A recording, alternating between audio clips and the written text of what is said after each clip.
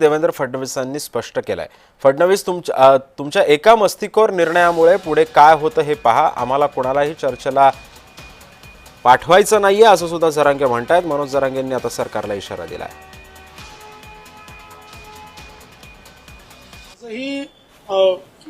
त्या ठिकाणी विखे पाटील साहेबांनी सांगितलं की तुमचं काही शिष्टमंडळ असेल, चर्चा करणारे लोक असेल, चर्चा करायची कोणाशी? माईकवर चर्चा करा, अशी चर्चा होते का मला सांगा।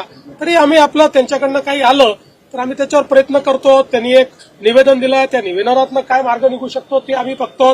कारण शेवटी सरकारला त्या ठिकाणी कुठली आडमुठेपणाची भूमिका घेता येत नाही।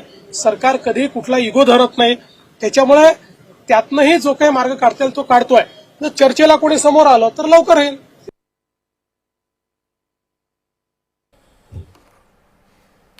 आम्ही चर्चेला यावं, नामकं करावं, चर्चा फुटचाल नाही पाठवत आम्ही कोणा, तिकडे गेलं खोटं जाईल। तुम्हाला याला काय झालं चर्चेला?